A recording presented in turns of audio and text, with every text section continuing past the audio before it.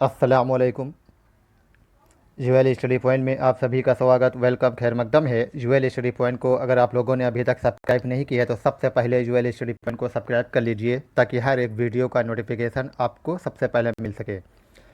इस वीडियो के डिस्क्रिप्शन में आपको यूपी टीजीटी और यूपी टेट की पीडीएफ कुछ प्रोवाइड की जाएंगी और डिस्क्रिप्शन में जाके पीडीएफ को डाउनलोड कर लीजिए। यूपी टीजीटी के लिए रहेंगी ये। यूपी टेट और रीट और यूपी टीजीटी के लिए उर्दू ग्रामर है। जो टॉपिक हमारा है एराब। एराब की इससे पहले एक वीडियो अपलोड की जा चुकी थी और आज सेकंड वीडियो है एराब। नून वसली तक पढ़ाया गया था। अगली वीडियो में, इस वीडियो में अलिफ ममदूदा से शुरू करते हैं। तो अलिफ ममदूदा क्या होता है, यानी एक साथ अलिफ ममदूदा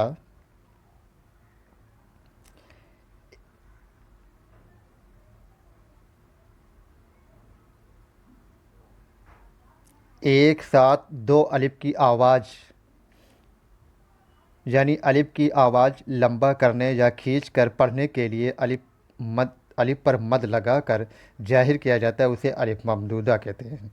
अलिफ ममदूदा वो होता है जिसमें एक साथ दो अलिफ की आवाज़ दे, यानी अलिफ एक होगा और उसकी आवाज़ दो निकलें, उसको लंबा खींच कर पढ़ा जाता है, तो इसे कहते हैं अलिफ ममदूदा। जैसे हिंदी में लिखते हैं अज। अज अगर हमने लिखा तो ये ऐसे लिखा जाएगा, और इसे अगर हमें बढ़ा के पढ़ना है तो इसमें एक मात्रा लगा दिया जाता है, तो ये होता जाता है आज। तो इसी को उर्दू में अलिफ लगा लिखा, अलिफ पर मद आ लगाया, मद। तो अलिफ पे जब मद लग गया और मीम लिख दिया तो आम हो गया। जब बढ़ा के पढ़ा जाएगा इसी को कहते हैं अलिफ ममदूदा। जिस पे मद लगा होता है उससे कहते हैं अलिफ ममदूदा। इसकी मिसाल क्या है, आम, आज, आप, आवाज़, आसार, आफत, आराम, ये अलिफ ममदूदा की मिसाल हैं। उसके बाद में है अलिफ मकसूरा। अलिफ मकसूरा क्या होता है, किसी हर्फ के ऊपर अलिफ की आवाज़ के लिए जो छोटा सा खड़ा निशान लगाया जाता है उसे अलिफ मकसूरा कहते हैं। अलिफ मकसूरा होता क्या है, कभी कभी जिसे हमें लिखना होता है मौला, तो मौला हम लोग ऐसे भी लिखते हैं, जबकि ये गलत होता है, सही नहीं होता। दुरुस्त तो यही है कि मौला ऐसे लिखा जाए। ये खड़ा थोड़ा सा, उस पे अलिफ मकसूरा कहते हैं, जिस पे हर्फ के ऊपर अलिफ की आवाज़ के लिए छोटा सा खड़ा निशान लगाया जाता है। ये खड़ा जो निशान लगा है इसी को अलिफ मकसूरा कहते हैं।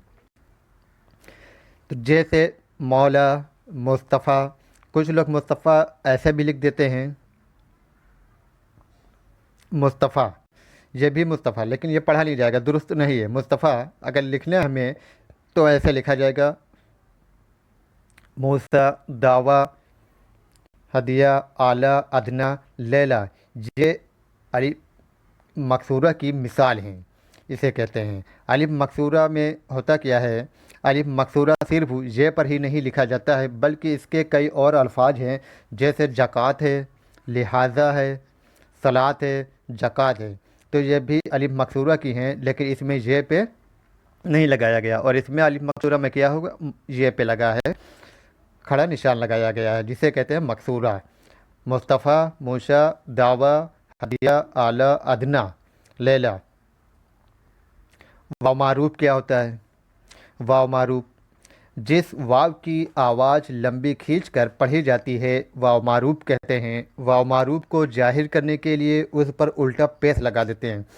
वाव मारूफ की पहचान क्या है, उस पर उल्टा पेश लगा दिया जाता है, और जिस पे उल्टा पेश लगा होता है उसे वाव मारूफ कहते हैं। इसकी यही एक पहचान है वाव मारूफ के, जिस आवाज़ वाव की आवाज़ लंबी खींचकर पढ़ी जाती है, यानी वाव की आवाज़ को लंबा खींचा जाता है। लंबा खींचकर जब पढ़ोगे तो उसे कहते हैं वाव मारूफ। और वाव मारूफ की दूसरी पहचान किया, उसमें उल्टा पेश लगा देते हैं। जैसे मिसाल क्या है, ऑन, दौर, नूर, खूब, खून, जूता, डाकू, तराजू। तो इसमें वाव को खींच कर पढ़ा जाता है, आवाज़ लंबी कर दी जाती है। फिर है वाव मजहूल। वाव मजहूल क्या है, जो वाव की आवाज़ खींच कर नहीं पढ़ी जाती है उसे वाव मजहूल कहते हैं।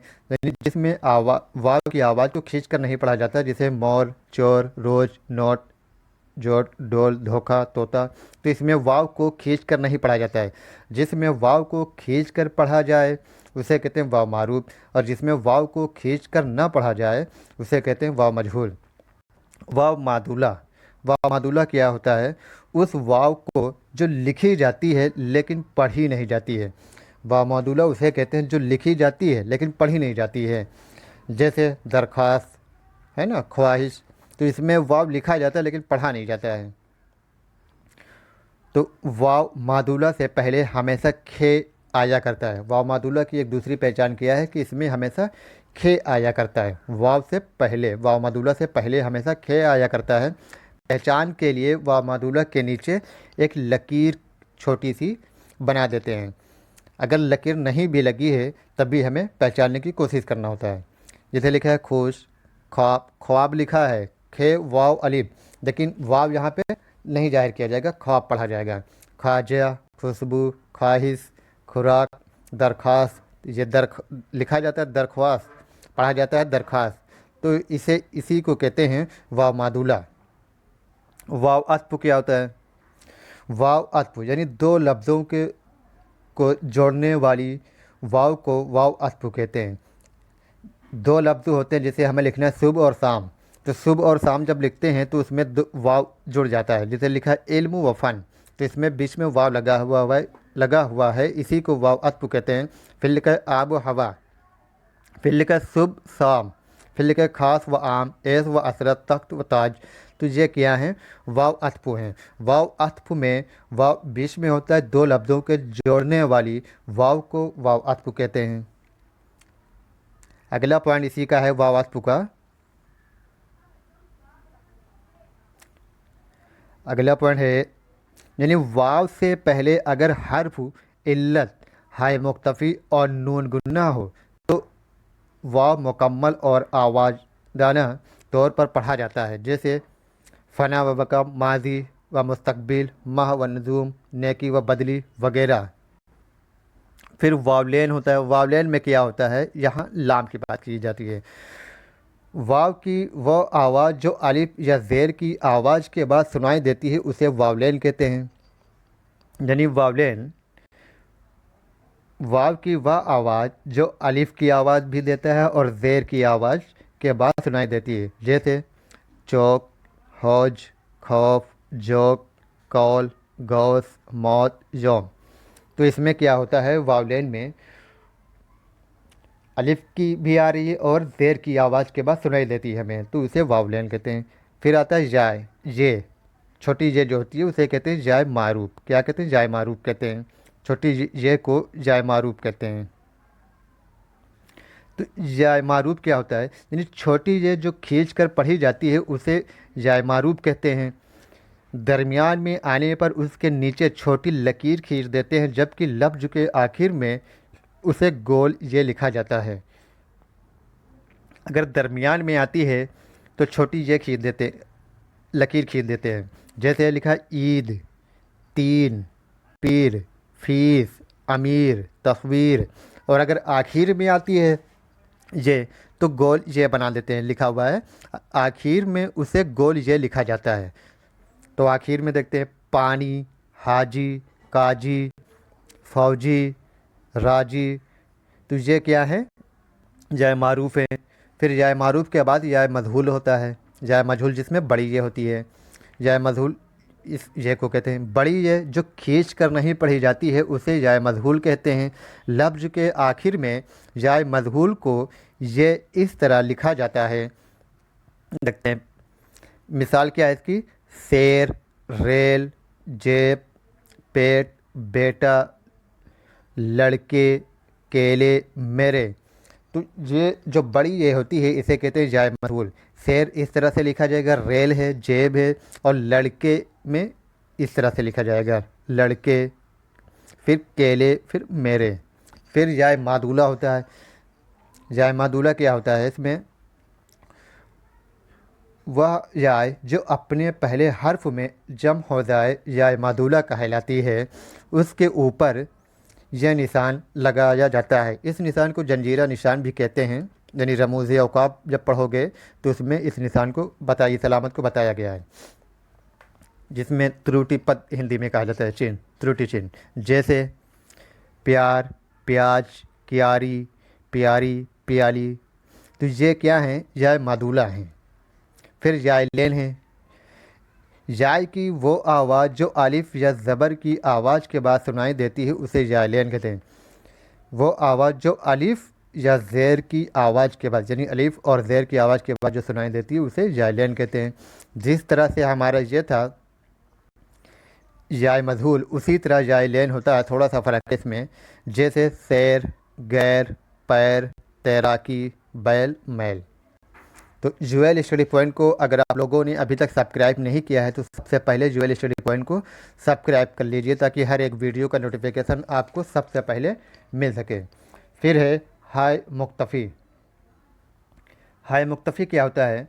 अल्फाज के आखिर में आने वाली वह है जो मुख्तसर तौर पर पढ़ी जाए और जबर की तरह आवाज़ दे, उसे हाय मुक्तफ़ी कहते हैं। हाय मुक्तफ़ी जैसे हमें लिखना है 12, तो 12 इस तरह से भी लिखा जाता है और 12 ऐसे भी लिखा जाता है लगा दिया जाता है, तो इसे हाय मुक्तफ़ी कहते हैं। यानी जहाँ पे हल्के से अलिफ की आवाज़ दे वहाँ पे हाय मुक्तफ़ी का इस्तेमाल किया जाता है। मिसाल देखते हैं इसकी। अल्फाज के आखिर में आने वाली वह है जो मुख्तसर तौर पर पढ़ी जाए और ज़बर की तरह आवाज़ दे, उसे हाय मुक्तफ़ी कहते हैं। जैसे 12, सादा, रोज़ा, पर्दा। ज़्यादा है नहीं निकल रहा है, बस पर्दा ऐसा लग रहा है कि हल्की आवाज़ अलिफ की निकल रही है, ज़बर की आवाज़ दे रहा है। फिर नाला, नामा, चश्मा, रज़िया। तो ये हाय मुक्तफ़ी होता है। फिर हाय मलहूज़ी, सॉरी हाय मलफूजी। हाय मलफूजी उस है को कहते हैं जो लिखी भी जाती है और साफ तौर पर पढ़ी भी जाती है। यानी वहाँ पर है था, लिखी भी जाती है लेकिन साफ तौर पर पढ़ी नहीं जाती थी, सिर्फ ज़बर की आवाज़ देता था। यहाँ पे क्या है? हाय मलफूजी में लिखा भी जाता है और साफ तौर पर पढ़ा भी जाता है। जैसे वाह, शाह, आह, हार, हाथी, पहन, चहक, हमारा, तिहारत। तो ये यहाँ पढ़ी भी गई है साफ तौर पर। जैसे शाह, बादशाह, हाथी। तो ये सब क्या है? हाय मलफूजी है इसमें है में। फिर होता है हाय मखलूती। हाय मखलूती क्या होता है का मखसूस इस्तेमाल जो दो चश्मी है में तब्दील हो जाता है। यानी ये जो है था हमारा, इसी है को दो चश्मी है में, यानी इसमें दो चश्मी है में तब्दील कर दिया जाता है। उससे हिंदी की कुछ आवाज़ें बनाई जाती हैं। अगर हमें हिंदी की आवाज़ें बनाई जाती हैं तो हाय मखलूती को जो है होता है हमारा, इसे दो चश्मी है में तब्दील किया जाता है। जैसे भट्ट, फल, घर। घर लिखना है तो ये ऐसे हम लोग घर नहीं लिख सकते हैं, ये अलग है लगा के नहीं लिख सकते हैं, क्योंकि इसमें जब दो चश्मी है लगाएंगे तभी ये घर पढ़ा जाएगा। घी, झूला, ढोल, भारत, आर्ट। फिर नीचे लिखा है बहुत से अल्फाज में दो चश्मी है लिखने से माने बदल जाते हैं। बहुत से ऐसे अल्फाज हैं दो चश्मी है लगाने से माने बदल जाते हैं, लिहाजा जहाँ ज़रूरी है वहीं दो चश्मी है लिखा जाता है। मसलन जैसे पहन, तो पहन यहाँ भी लिखा, यह भी पहन, यहाँ दो चश्मी है लगा दिया गया। दहन, दहन, यहाँ दो चश्मी है लगा है और वहाँ पर दो चश्मी है नहीं लिखा है। तो यहाँ पे जो लगा है ये हाय मखलूती है और वहाँ पे जो लगा हुआ है वो क्या है? हाय मलफूज़ी है। ये हाय मखलूती हो जाता है और ये हाय मलफूज़ी हो जाता है। तो ये जो हमारा है पहन, ये हाय मलफूज़ी हुआ, और ये पहन जिसमें दो चश्मी है लगा ये हाय मखलूती हुआ, और जिसमें है हल्का सा पढ़ा जाता है वो हाय मुक्तफ़ी होता है। ठीक, समझ में आ गया आपको? तो ये आज का टॉपिक हमारा एराब पूरा क्लियर हुआ। तो अगर अभी तक अब आप लोगों ने ज्वेल स्टडी पॉइंट को सब्सक्राइब नहीं किया है तो सबसे पहले चैनल को सब्सक्राइब कर लीजिए और ज़्यादा से ज़्यादा वीडियो को शेयर कीजिए। यूपी टेट और यूपी टीजीटी के लिए पूरी ग्रामर पढ़ाई जाएगी आप सभी को, और धीरे धीरे वीडियो अपलोड की जाएंगी इंशाल्लाह। अल्लाह हाफिज़।